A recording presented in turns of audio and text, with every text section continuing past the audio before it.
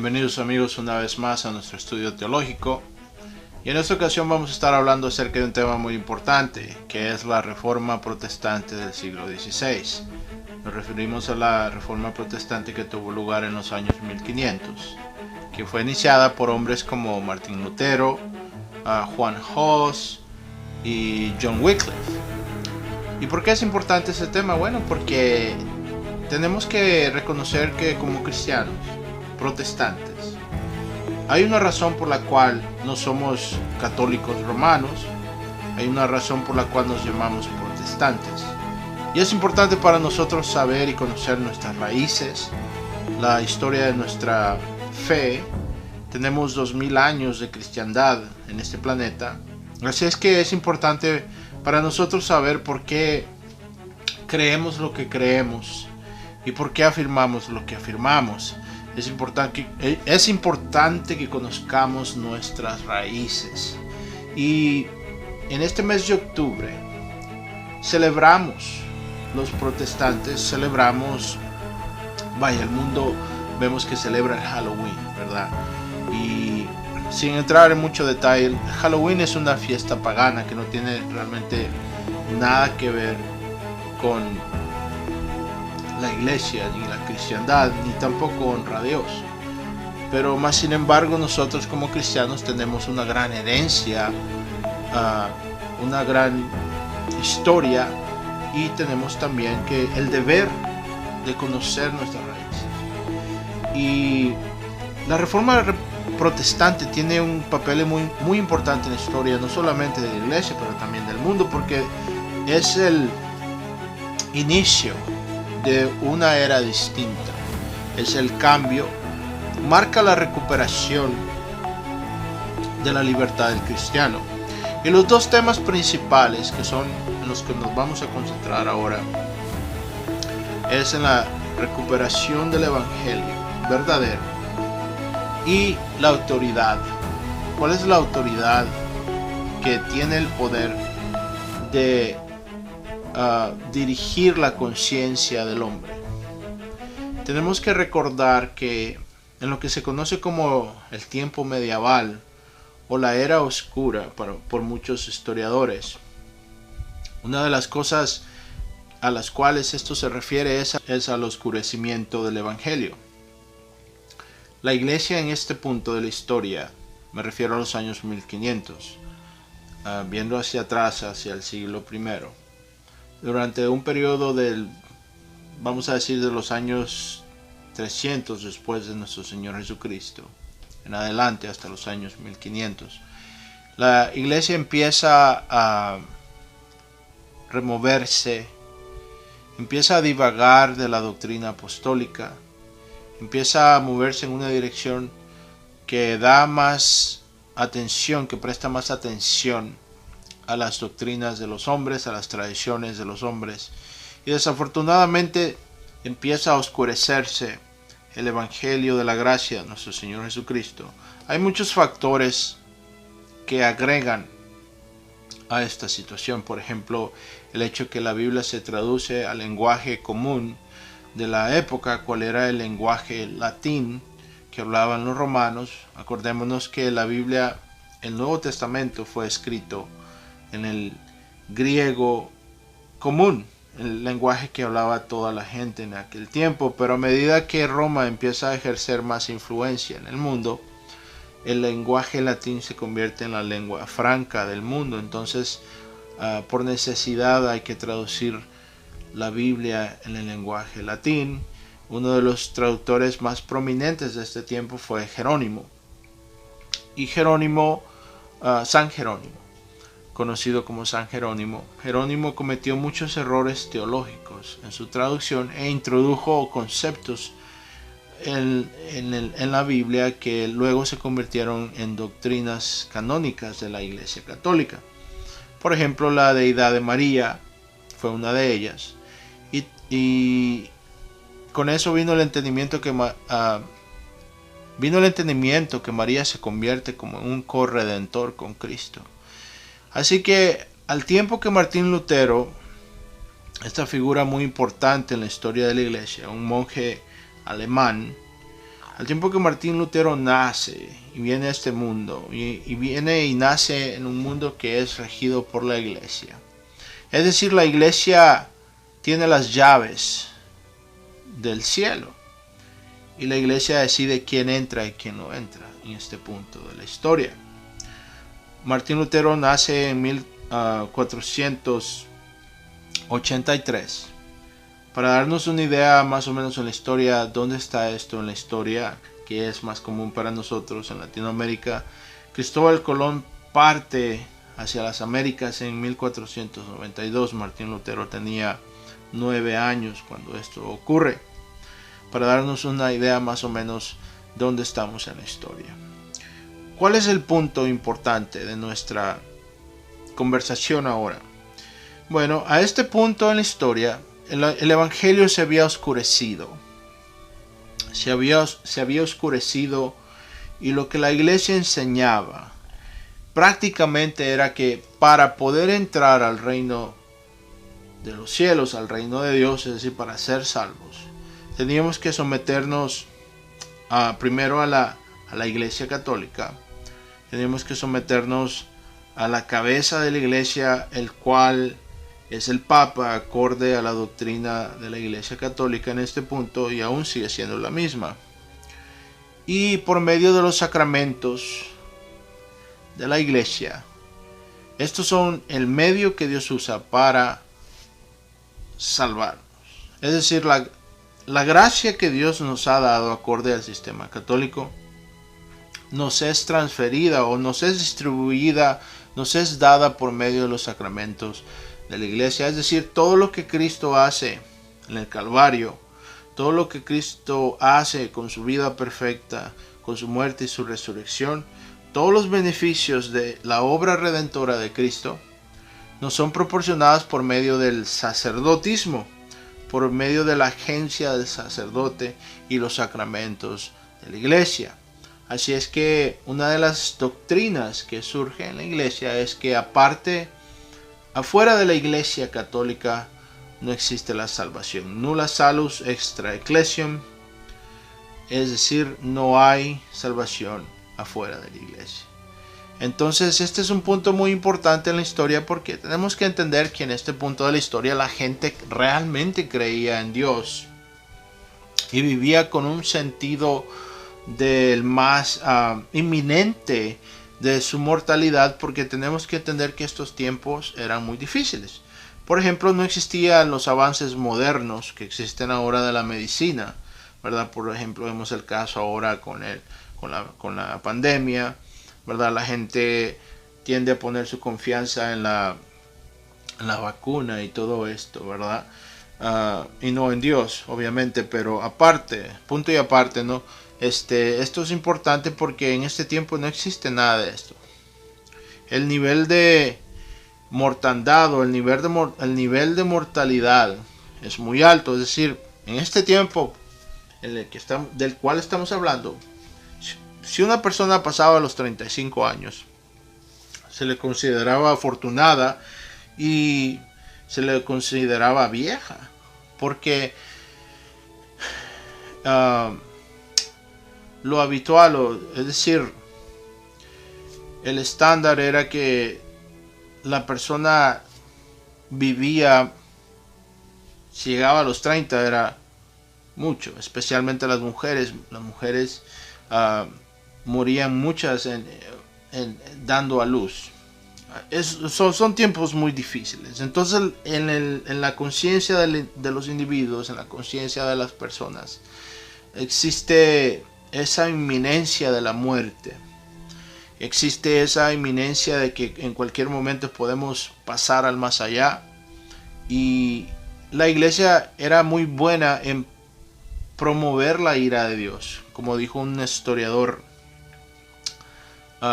inglés de la Reforma, dijo que las llamas del infierno se avivaban por la iglesia para de esa manera poder mover a los feligreses hacia los sacramentos de la iglesia. Entonces la iglesia tenía un monopolio en la salvación. Entonces lo que sucede es que la iglesia se había puesto, en lugar de ser Cristo el mediador del hombre entre Dios y el hombre, ahora era la iglesia el mediador entre Dios y el hombre. Entonces la oficina del Papa había usurpado muchas de las cosas, mucha de la autoridad que solamente le pertenece a Cristo. Entonces, esta era una cuestión de autoridad. ¿Quién determinaba quién era salvo? ¿Y quién determinaba cuál era la regla de fe y conducta para el creyente? En este caso, pues el entendimiento era lo que se creía era que era la iglesia quien determinaba estas cosas. Hasta que llega a la escena este monje alemán, Martín Lutero. Martín Lutero fue una persona muy interesante. Vamos a tener cuidado. No quiero dar a Martín Lutero un énfasis que no se le debe de dar, pero tenemos que reconocer que él fue un instrumento que Dios usó para, por decirlo así, como la punta de la lanza del evangelio. Él se convierte en el instrumento de Dios para traer a la luz nuevamente el evangelio. Por ejemplo, uno de los lemas o temas de la Reforma es una frase en latín que dice post tenebras lux, que quiere decir después de la oscuridad viene la luz, después de las tinieblas viene la luz. Y esto se refiere al tiempo en tinieblas que la iglesia se encontraba, y la luz del evangelio regresando a la conciencia de los feligreses. Martín Lutero fue un hombre muy susceptible a sus pecados. Martín Lutero llega al convento, al monasterio, huyendo de su conciencia, huyendo de una conciencia atormentada por el pecado. En su juventud él fue un estudiante de ley, y le ocurrió un suceso muy importante que cambia la dirección de su vida. Un rayo, el doctor R.C. Sproul llama el rayo que cambia la historia del mundo. Porque yendo de la universidad a visitar a sus padres en Alemania, él era alemán, esto toma lugar en Alemania, yendo de la universidad de Erfurt a visitar a sus padres, ellos viven en una pequeña aldea en Alemania llamada Eisleben. Y sucede que en camino a visitar a sus padres de la universidad, este rayo cae a pocos metros de Martín Lutero, y este rayo lo tumba del caballo hacia el piso. Y estando en el piso, Martín Lutero toma esto como una señal divina, una señal de juicio. Tenemos que entender que en este tiempo la superstición estaba mezclada con la religión, y no se podía distinguir dónde estaba la línea que dividía la superstición y la religión y la fe y todas estas cosas. Esto era parte del folclore de aquel tiempo, especialmente en este lugar en Alemania. Así es que se veía como un mal augurio que un rayo te cayese cerca, ¿verdad? Entonces Martín Lutero toma esto como una señal divina, como una demostración divina de que Dios no estaba contento con él, porque él había estado ya contemplando la idea de convertirse en un monje. Entonces él ve esto como una señal divina, que esto es lo que Dios quiere que él haga. Entonces Martín Lutero, en su desesperación, porque esto es una tormenta la que se desata, y él se encuentra en el medio de ella, en los bosques en Alemania, así es que esto es algo muy interesante. Y él promete a Santa Ana, quien era, acorde a la tradición, la mamá de la Virgen María, ¿verdad? Esto sería la abuela del Señor Jesús en la carne, ¿verdad? Por decirlo así. Entonces él eleva una oración a Santa Ana diciendo: Santa Ana, sálvame, y si me salvas me convertiré en un monje, ¿verdad? Entonces él promete esto. Y para no hacerles la historia muy larga, Martín Lutero llega al monasterio. Él es un monje idealista. Y él se va y se hace parte de cualquier orden de monjes, pero se va a una de las más estrictas que existen, a los agustinos, nombrados bajo el nombre de San Agustín. Y Martín Lutero entra al monasterio con un alma atormentada, y él busca apaciguar su alma atormentada en el monasterio, porque el monasterio era visto como uno de los medios de gracia dados por Dios para poder salvar el alma del individuo, ¿verdad? Era visto que cuando una persona tomaba el hábito, se le consideraba como un segundo bautismo, es decir, borrón y cuenta nueva prácticamente. Pero Martín Lutero sufre de una conciencia muy sensible. Lo que lo atormenta es esto: pudiendo leer la escritura y el entendimiento que la Iglesia Católica tenía de Dios en ese tiempo, él podía ver un Dios que era estricto, veía los mandamientos y veía que era un Dios que no se podía complacer con nada.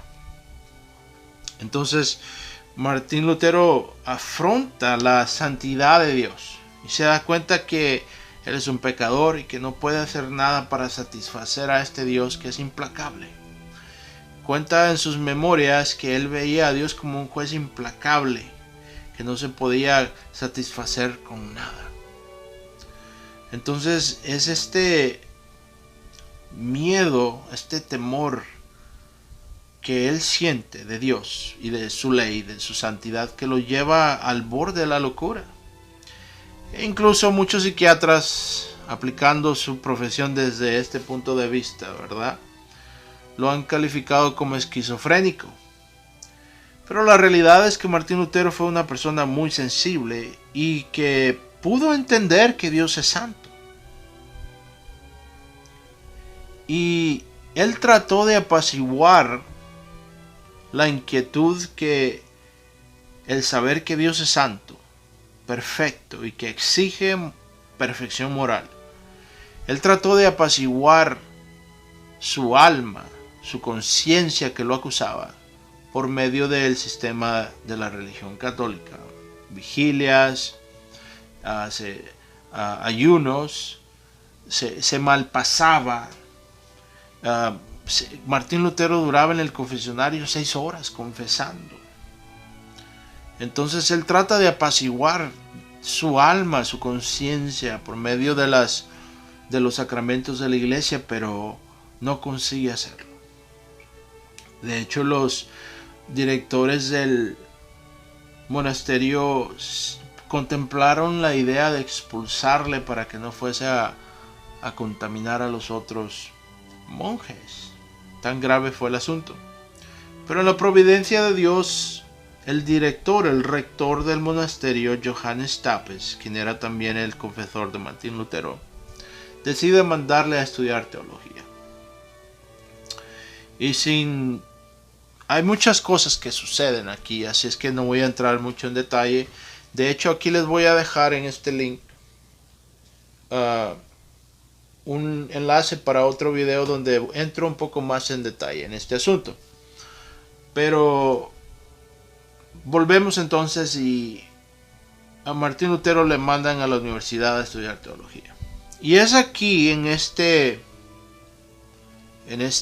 lugar, bajo estas circunstancias, que él, estudiando la Biblia, en la providencia de Dios, un hombre llamado Erasmus, Desiderius Erasmus, de la ciudad de Rotterdam, en Ámsterdam, en Holanda, lo que se conoce como Holanda ahora, era uno de los eruditos escolásticos más prestigiosos de su tiempo y uno de los expertos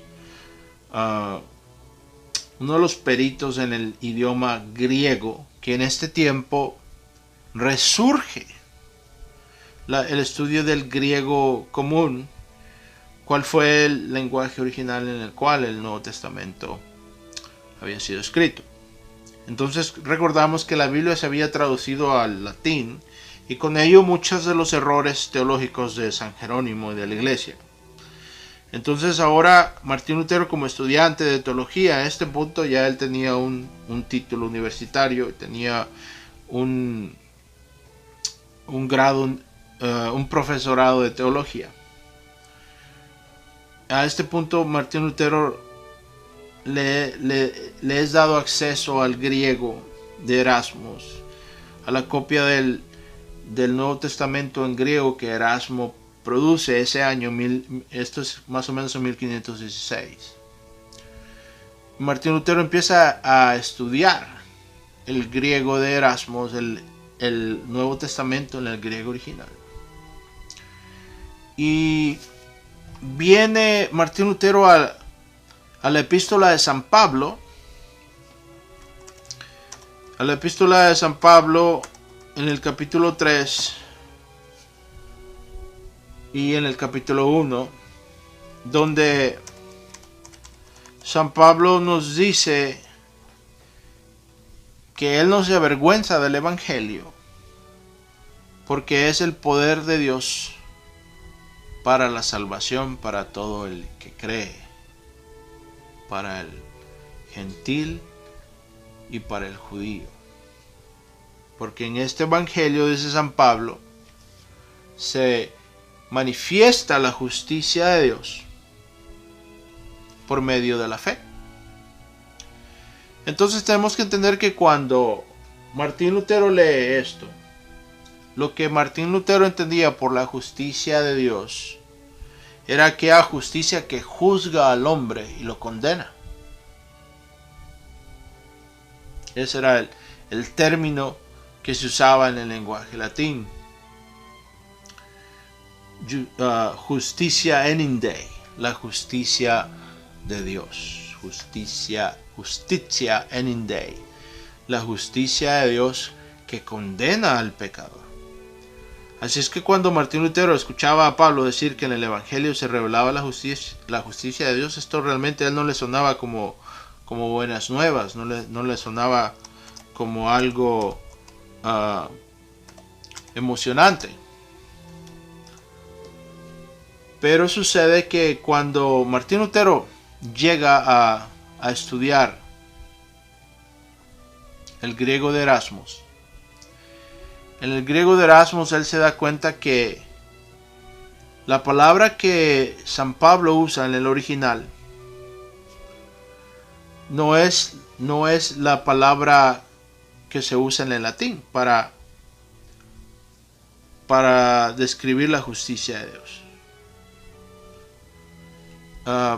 Martín Lutero se da cuenta que la palabra que Pablo usa en el lenguaje original del Nuevo Testamento es una palabra que significa algo muy distinto. Es la palabra dekaiosune, y lo que quiere decir la palabra dekaiosune es ser justificado delante de un juez. Es un término judicial que era usado para describir cuando una persona era, después de haber sido examinada por un juez, la persona que había sido acusada de un crimen, después de haber sido examinada por un juez, el juez si la encontraba inocente, el juez la declaraba libre, la declaraba inocente, la declaraba sin culpa, la declaraba sin mancha, justa, digna de libertad. Entonces, cuando Martín Lutero se da cuenta que esta es precisamente la palabra de Pablo en Romanos, cuando dice que la justicia de Dios se revela en el Evangelio, Pablo está diciendo que la justicia que limpia, la justicia que nos redime, la justicia que nos justifica, que nos declara inocentes delante de Dios por medio de la fe, es lo que se revela. Entonces, al descubrir esto, Martín Lutero se empieza a dar cuenta que lo que la iglesia está enseñando tocante a la fe está en contradicción con lo que la Biblia enseña. Y esto marca entonces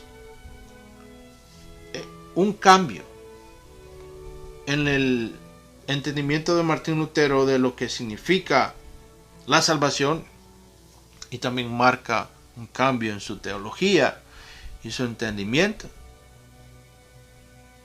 Y él continúa estudiando a San Pablo en Romanos, en el capítulo 3, donde San Pablo dice claramente que Dios justifica al hombre no en las bases de lo que hace, pero en las bases de la fe en lo que Cristo ha hecho. San Pablo dice en Romanos 3 que Dios justifica al hombre en las bases de lo que Cristo ha hecho por nosotros, su obra redentora. Entonces dice Martín Lutero, cuando él se da cuenta que lo que Pablo está diciendo es que el hombre es justificado delante de Dios no por lo que él hace, no por el cumplimiento de la ley. De hecho, la ley nos condena.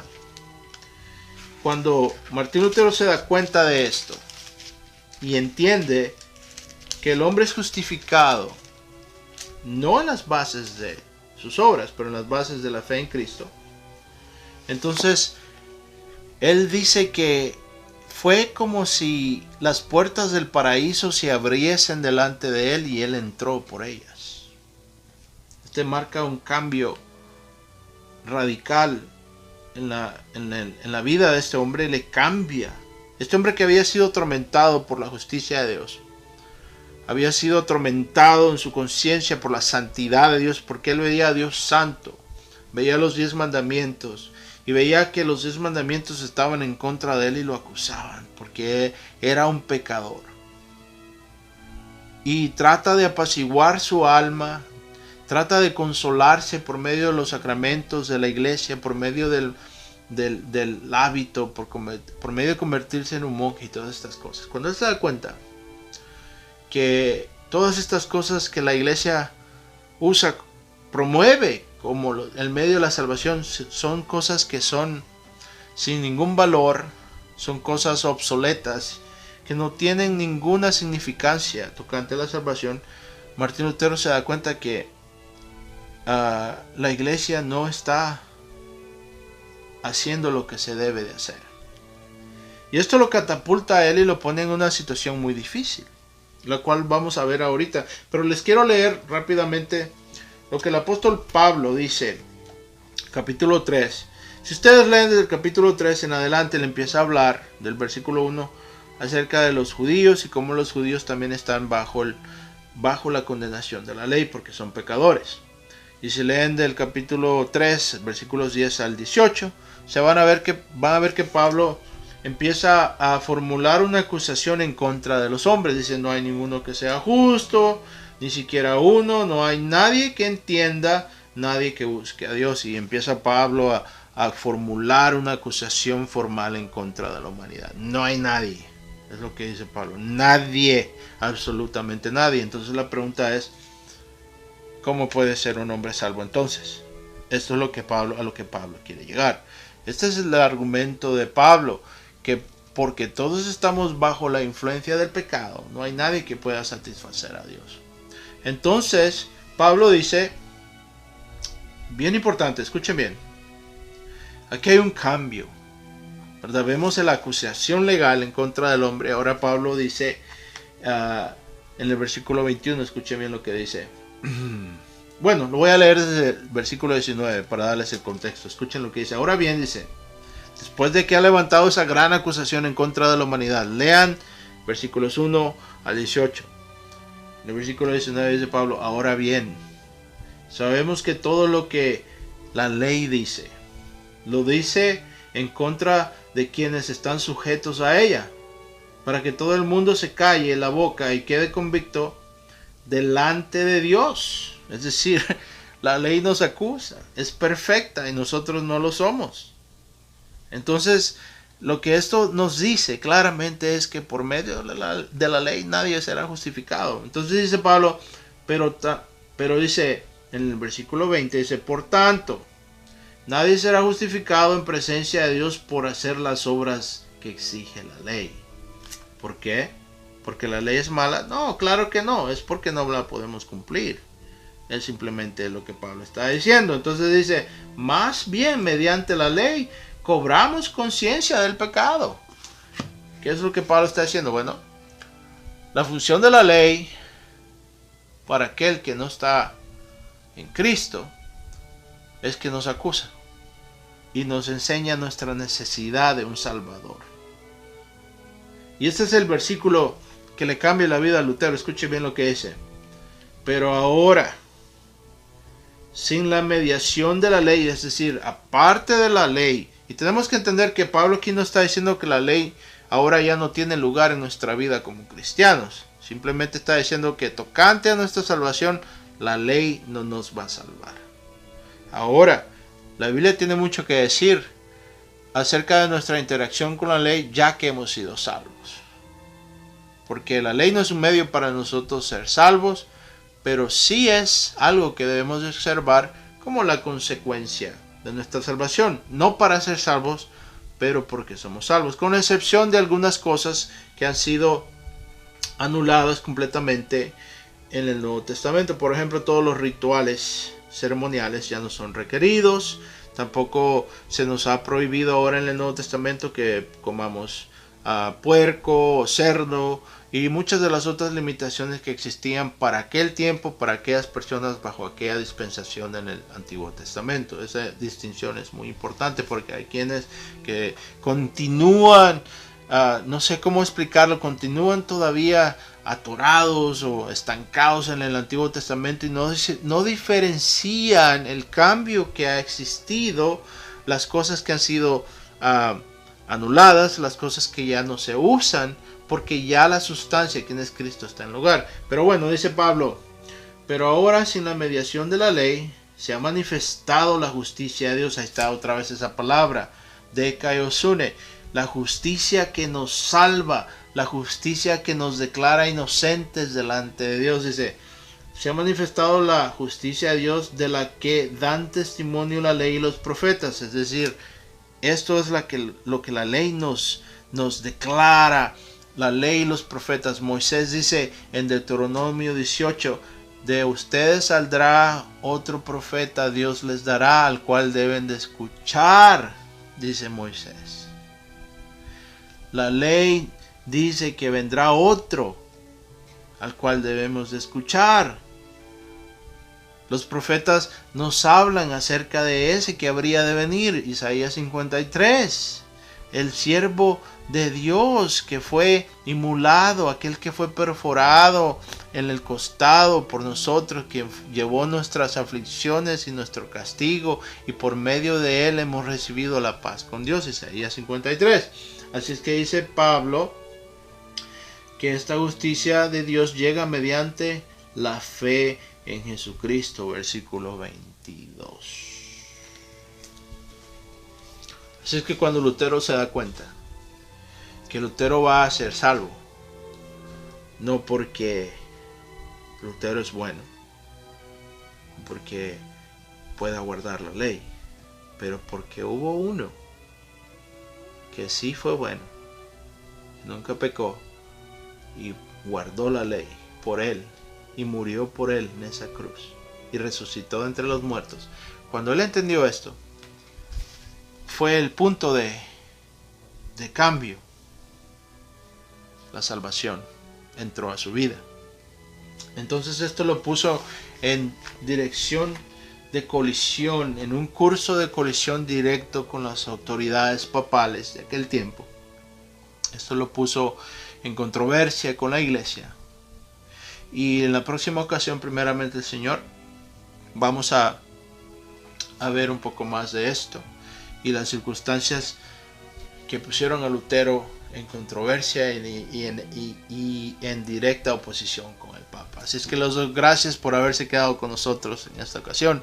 Que el Señor me los guarde y me los bendiga, y si encuentran ese canal de beneficio e edificación para el cuerpo de Cristo y de gloria a Dios y de honra a Dios, por favor ayúdenos compartiendo este mensaje, dejándonos el like y suscribiéndose a nuestro canal. De esa manera nos ayudan a promover nuestro contenido. Así es que les doy las gracias, que el Señor me los bendiga.